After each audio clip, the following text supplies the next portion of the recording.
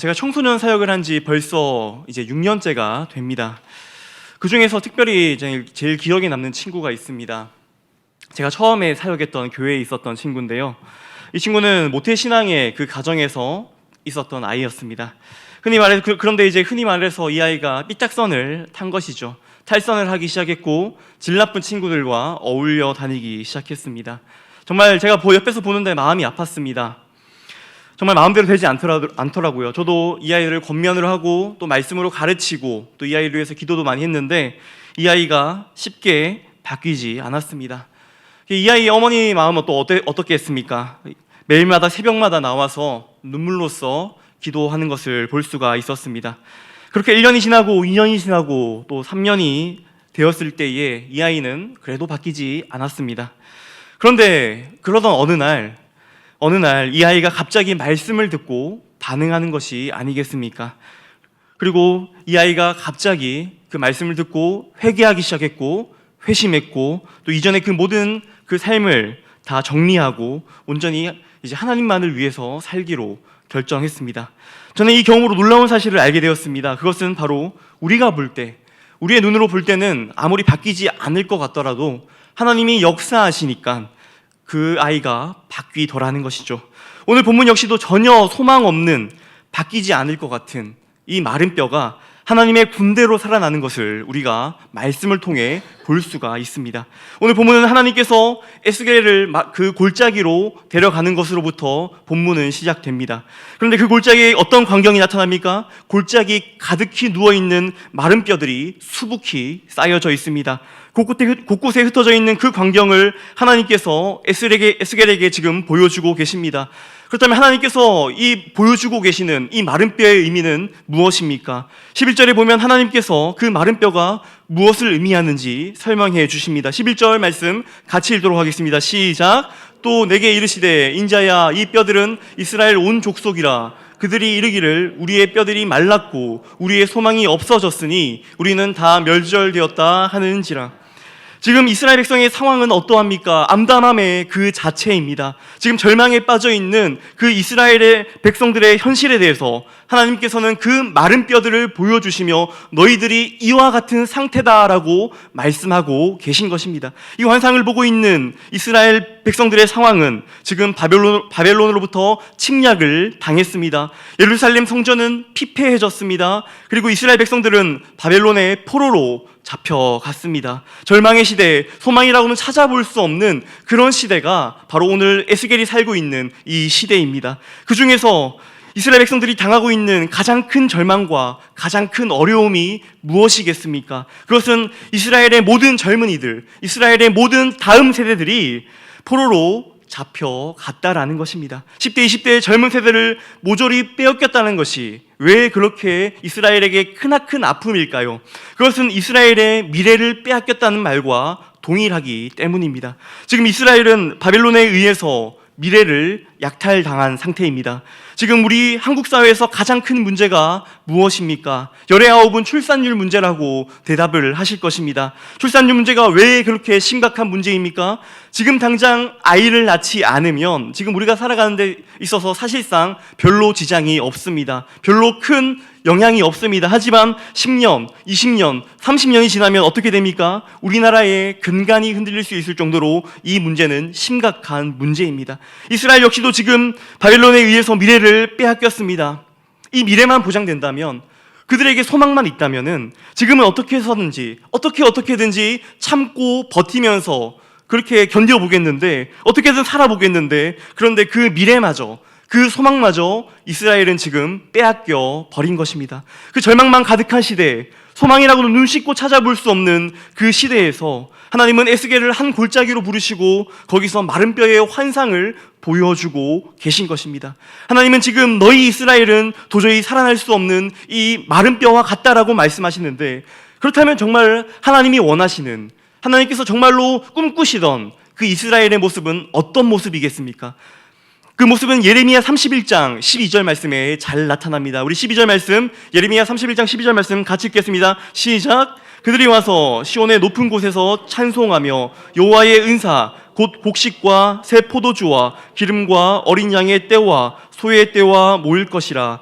그 심령은 물된 동산 같겠고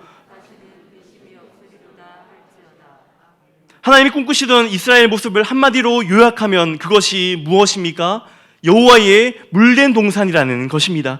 하나님의 강물이 샘솟듯이 흐르고 모든 곳에서 생기가 넘쳐 흐르는 곳입니다. 사람들의 심령이 여호와의 물된 동산이 되어서 하나님의 은혜의 강이 샘솟으며 하나님의 말씀의 강이 넘쳐 흐르고 하나님의 성령의 강으로 충만한 나라, 그것이 하나님께서 꿈꾸셨던 그 이스라엘의 모습입니다. 하나님께서 꿈꾸셨던 그 모습은, 그 이스라엘의 모습은 죽음의 골짜기가 아닙니다. 수분 하나 없어서 비쩍 마른 뼈들이 수북한 그 죽음의 골짜기가 아니라 하나님의 은혜의 생수가 넘쳐오르는 여호와의 물된 동산, 그것이 바로 하나님께서 꿈꾸시던 이스라엘의 모습이었습니다.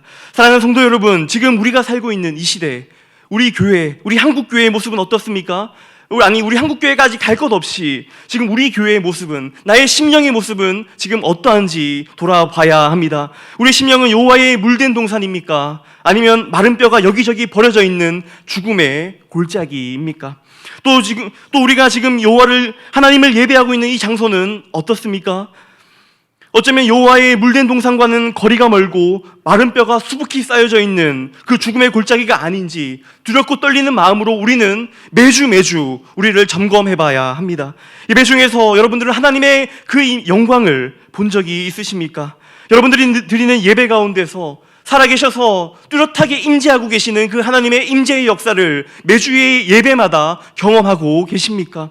그 거룩하신 임재 앞에 죽을 수밖에 없는 나 죄인의 모습을 보고 어찌할 바를 몰라서 납작 엎드려 본 적이 언제입니까? 하나님의 거룩하시고 의로우심 앞에서 나의 더러운 죄악들을 바라보며 나의 악한 본성을 바라보며 나의 가슴을 치며 애통해 하신 적이 언제입니까? 예배가 끝나고 기도하고 싶은 마음이 샘솟아서 당장 그 자리가 아니면 그 기도의 골방으로 얼른 가서 하나님과 깊은 교제를 나눈 적이 있으십니까? 하나님의 그 큰 사랑으로 인하여 감격하며 목이 터져라 찬양하고 계십니까? 좌우에 날선 예리한 하나님의 말씀 앞에서 나의 펄펄 끓던 자아가 부서져 내리고 나의 인격과 나의 성품과 나의 가치관이 변화되어 본 적은 있으십니까? 그렇지 않다면 어쩌면 우리는 여호와의 물된 동산이 아니라 마른 뼈가 가득히 버려져 있는 죽음의 골짜기와 같을 수 있다는 것입니다. 오늘 우리 한국교회의 예배는 점점 더 화려해져 갑니다. 특별히 우리 청소년 아이들, 그 대형 집회의 아이들을 데리고 가보면 그 분위기에 압도당합니다. 엄청나게 큰 스크린이 있습니다. 또 눈이 아플 정도의 조명이 있고요, 귀가 멎을 정도의 큰 음향 시스템이 잘 되어 있습니다. 또 CCM 가수들과 연예인들이 그 순서를 가득 채웁니다. 설교자의 화려한 입담으로 그 모두가 그 말씀 속에 빨려 들어가게 합니다. 하지만 놀랍게도 그곳에 과연 하나님의 임재가 있는가 의문이 들 때가 있습니다. 우리의 눈과 귀를 즐겁게 해주고 최고의 환경과 최고의 시스템으로 우리의 마음을 사로잡습니다. 우리 아이들의 마음을 사로잡습니다. 그런데 그러한 집회에서 하나님의 임재는 희미해져 갈 때가 있습니다. 왜입니까? 죄인들의 회개하는 눈물도, 가슴을 찢는 애통함도, 주님을 향한 내 전부를 건 헌신도 잘 찾아보기 힘들기 때문입니다. 뿐만 아닙니다. 한국교회의 위기는 이 다음 세대의 현실을 말해줍니다. 지금 경남 지방의 10대, 20대의 복음화율이 몇 %인지 아십니까? 제가 찾아봤는데 2.2%라고 합니다.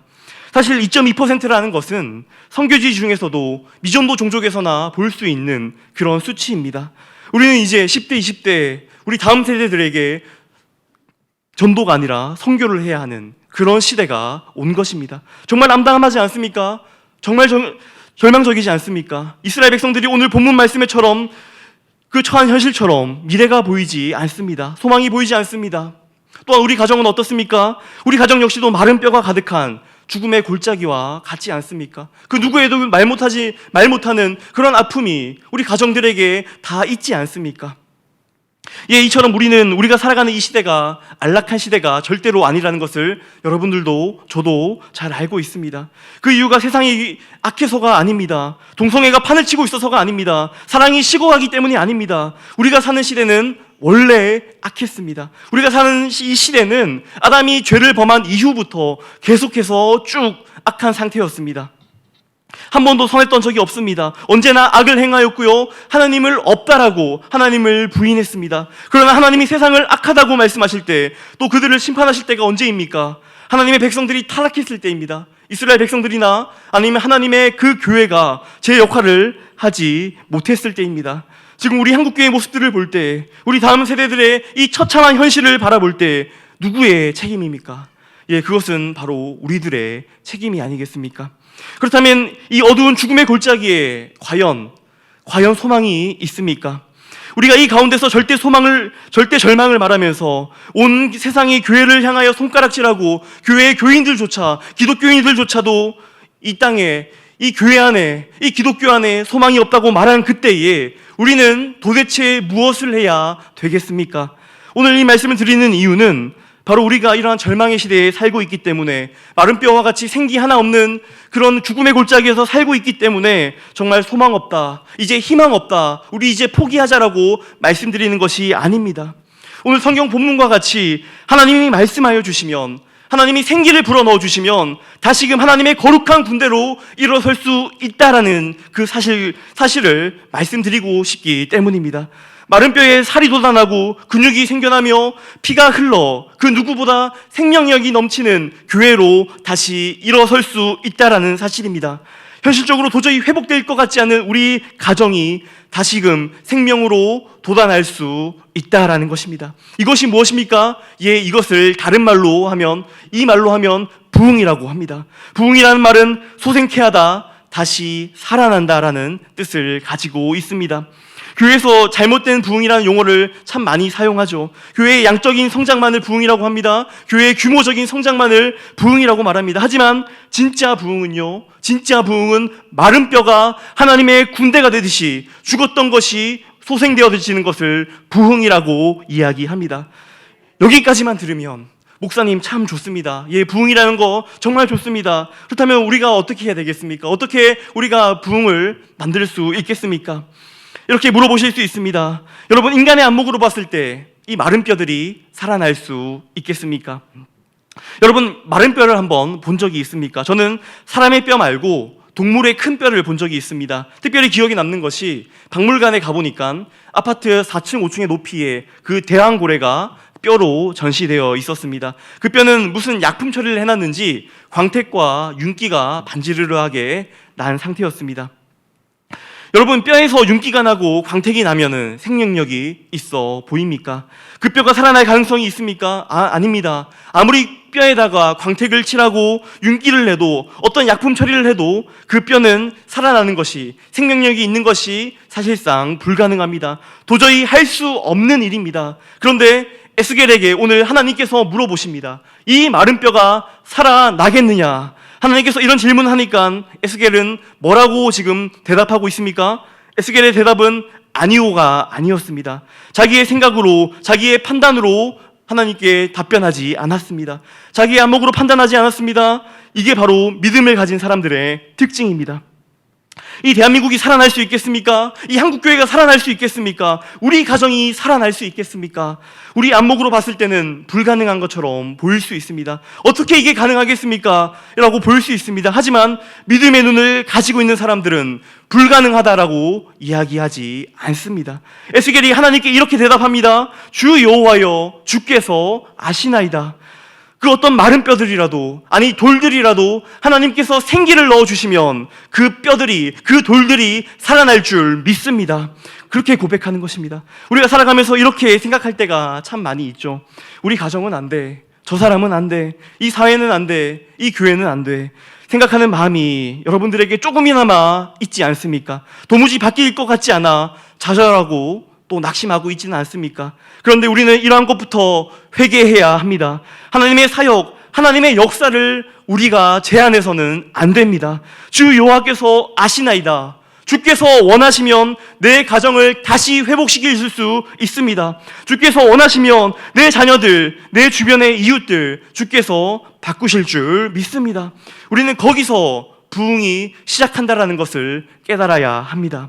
우리가 부흥을 경험하지 못하는 가장 큰 이유 중에 하나가 우리에게 믿음이 없기 때문입니다. 도저히 살아날 기미가 보이지 않기에 마른 뼈를 보고 미리 우리는 절망합니다. 마른 뼈가 살아날 것이라고 믿지 못하기 때문에 우리는 기도하지도 않고요, 우리는 하나님 앞에 간구하지도 않습니다. 하나님은 마른 뼈와 같은 이스라엘을 살리고자 하십니다. 그리고 마른 뼈와 같은 이스라엘을 살리는 그 방식으로 에스겔에게 무엇을 지금 요구하고 계십니까? 에스겔에게 본드를 가지고 그 마른 뼈를 붙이라고 말씀합니까? 아닙니다.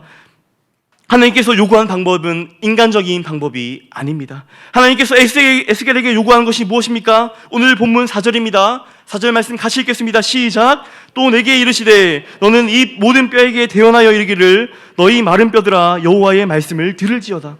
지금 에스겔에게 요구하고 있는 것이 무엇입니까? 바로 하나님의 말씀을 대언하라는 것입니다. 하나님의 말씀을 대언하면 살아날 것이라고 하나님께서 말씀하고 계십니다. 왜냐하면 하나님께서 천지를 창조하실 때도 말씀으로 창조하셨습니다. 예수님께서는 말씀으로 그 모든 풍랑을 잠잠케 하셨습니다. 이처럼 망가진 가정, 망가진 인격, 망가진 나를 살리는 것은 말씀밖에 없는 줄을 믿습니다. 우리가 믿음으로 말씀을 증거하면 그 어떤 사람이라도 새로운 피조물이 될 줄 믿습니다. 우리가 믿음으로 말씀을 우리 가정에 선포하면 우리 가정이 바뀌게 될 줄 믿습니다. 이것이 말씀의 능력입니다. 오늘날 우리들이 가장 심각한 문제가 무엇인지 아십니까? 그것은 바로 말씀의 능력을 믿지 못하는 것에 있습니다. 말씀만으로 충분하다는 것을 믿지 못합니다. 말씀 가운데 치유와 회복이 있다는 것을 믿지 못합니다. 이것이 바로 오늘날 부흥이 일어나지 않는 또 하나의 이유입니다. 하나님께서 에스겔에게 그냥 너는 내 말씀을 대언만 하라라고 지금 명령하고 계십니다. 에스겔은 믿음으로 하나님의 말씀을 지금 대언하고 있습니다. 그러자 어떤 일이 일어났습니까? 놀라운 기적이 일어났습니다. 말씀하기 전에는 마른 뼈들이 이리저리 무질서하게 흩어져 있었습니다. 그런데 하나님의 말씀을 대언하니 마른 뼈들이 질서가 생기고 생기가 생겨났습니다. 사랑하는 성도 여러분, 이것이 바로 말씀의 능력입니다.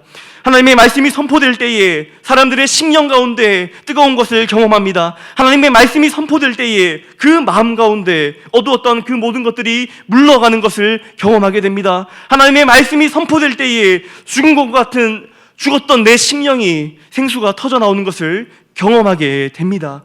이것이 바로 개인이 경험하게 되는 부흥이라는 것입니다. 이러한 부흥이 개인에게서 교회로 번져나갈 때, 또 교회에서 사회로 번져나갈 때 우리는 이것을 부흥의 역사라고 말합니다. 우리 한국교회 역시도 이러한 부흥을 경험한 적이 있습니다. 여러분들도 잘 아시다시피 1907년에 있던 평양 대부흥운동이 바로 그것입니다. 1907년 평양 대부흥운동이 일어나기 전에 우리는 우리나라 역사의 뼈아픈 좌절을 맛보게 됩니다. 1905년 그것이 무엇입니까? 1905년 을사조약으로 우리나라의 국권을 상실하게 됩니다. 이 사건 이후로 모든 사람들이 이제는 이 땅 가운데 소망이 없다, 우리나라에는 아무런 소망이 없다라고 좌절하고 있었습니다. 그때 1907년 1월 달에 길선주 목사님께서 평양에서 부흥회를 시작합니다. 그때 주제가 뭔지 아십니까? 오로지 소망을 하나님께 두자라는 것이었습니다. 그리고 이 주제를 가지고 설교하기 시작했습니다. 그런데 첫날 집회에는 사람들은 이 길선주의 목사님의 그 말씀을 듣고 냉랭했다고 합니다. 아무 일도 일어나지 않고 오히려 그 집회의 분위기는 얼음짝처럼 차가웠다고 합니다.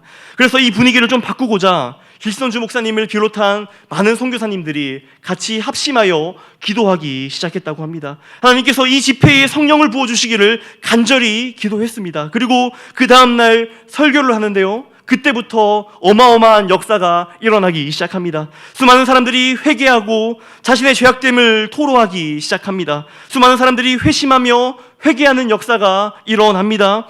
이 집회에서 일어난 부흥의 불길은 평양 전체로 번져나가는데 불과 얼마 시간이 걸리지 않았습니다. 그리고 이 평양 부흥이 대한민국을 지금까지, 우리 한국교회를 지금까지 있게 한 부흥입니다. 우리 이 부흥이 오늘날에도, 지금 이 순간에도 여러분들은 일어나기를 고대하고 계십니까? 우리 다음 세대들이 복음 앞에 엎드려지며 세상을 뒤집어버릴 그 위대한 믿음의 거장으로 변화되기를 기대하고 계십니까? 그런데 이 부흥은 우리의 마음대로, 우리의 뜻대로 되지 않습니다. 길선주 목사님과 선교사님들 역시도 그 마음대로 그 첫 번째 첫날 집회는 되지 않았습니다. 부흥이라는 것은 우리의 마음대로, 우리의 뜻대로 되지 않습니다. 그렇다면 어떻게 해야 됩니까? 죽음의 골짜기에서 마른 뼈가 에스겔의 마음대로, 에스겔의 뜻대로 살아났습니까? 그렇지 않습니다. 하나님께서 말씀하시니까 그 마른 뼈들이 살아났습니다. 이 말이 무슨 말입니까? 부흥은 오로지 하나님의 주권에 달려 있다는 사실입니다. 그렇기 때문에 우리가 해야 할 것은 무엇입니까? 하나님의 주권에 달려 있기에 우리는 그냥 그 주권을 하나님의 주권이다 생각하고 손 놓고 기다리고 있으면 됩니까? 그렇지 않습니다. 우리는 하나님의 부흥의 계절이 오기를 간절히 기도해야 합니다. 제가 왜 계절이라고 표현했습니까? 이것은 저의 표현이 아니라 청교도들의 표현입니다. 청교도들은 이 부흥을 시즌 오브 리바이벌이라 해서 부흥의 계절이라고 불렀습니다. 청교도들은 이 부흥을 계절과 연관시켰습니다. 왜 그렇습니까? 이 부흥이라는 것 자체가 인간이 조작해낼 수 없다는 것을 이 청교도들은 알고 있었습니다. 이 계절을 우리가 마음대로 바꿀 수 없죠. 오늘 날씨가 정말 무덥지 않습니까? 그렇기 때문에 우리의 마음대로 이 계절을 가고 가을로 오게 할 수 있습니까? 그렇지 않습니다. 이와 마찬가지로 부흥은 온전히 하나님의 주권에 달려 있습니다. 하나님께서 원하실 때, 하나님께서 원하시는 방식으로 하나님께서 소생시키시는 방식입니다. 이 부흥은 어떤 인위적인 것으로도 할 수 없습니다. 은사주의 운동이라든지 신사도 운동을 한다고 해서 우리에게 부흥은 일어나지 않습니다. 그럼 우리는 무엇을 해야 됩니까? 우리는 부흥을 소망해야 합니다. 부흥을 간절히 기도해야 합니다. 하나님의 생기가 사방에서 불러오기를 간구해야 합니다. 하나님의 영이 충만하기를 간구해야 합니다. 하나님의 말씀이 마른 뼈들에게 대언했던 것처럼 우리도 말씀을 대언해야 합니다. 말씀을 선포해야 합니다. 끊임없이 선포해야 합니다. 베드로와 열한 사도가 오순절에서 성령을 받고 선포했던 것처럼 우리 역시도 선포해야 할 줄 믿습니다. 사도행전 2장 14절 말씀 같이 읽도록 하겠습니다. 시작. 베드로가 열한 사도와 함께 서서 소리를 높여 이르되 유대인들과 예루살렘에 사는 모든 사람들아, 이 일을 너희로 알게 할 것이니 내 말에 귀를 기울이라. 오순절 성령이 임하자 다락방에 기도하는 120명의 성도들에게 그 성령이 부어졌을 때 그 비겁하고 겁 많던 성도들이 어떻게 되었습니까? 그들이 부흥을 경험하자 어찌 되었습니까? 그들이 사방으로 뛰쳐나갔습니다. 그리고 예수가 메시아이시며 예수가 하나님의 아들이라는 그 사실을, 그 놀라운 하나님의 복음을 담대히 전하였습니다. 목숨 걸고 전하였습니다. 그리고 그들은 세상이 감당치 못하는 믿음의 사람으로 일어섰습니다. 이제는 우리가 되어나야 할 차례인 줄 믿습니다. 나의 심령을 향해, 우리 죽어가는 가족들을 향해, 나의 이웃들을 향해 우리는 대언해야 합니다. 하나님께서 주신 말씀대로 하나님의 말씀을 들을지어다 생기어 사방에서 불어와 내 영혼에, 내 가정에, 우리 교회에 하나님의 생기가 불어올지어다 라고 대언해야 할 때입니다. 그렇게 하나님의 군대가 되기를 우리는 믿으며 선포해야 할 때입니다. 바라기는 우리 모든 진교교회 성도님들이 이 말씀처럼 부흥을 간절히 구하며 또 말씀을 대언하시는 은혜가 있기를 소원합니다. 그리하여 이 마지막 시대에 부흥의 물결의 주역으로서 하나님께 귀하게 쓰임받는 우리 모든 진교교회 성도님들 되시기를 주님의 이름으로 축복합니다. 이 시간 함께 합심하여 기도하시겠습니다.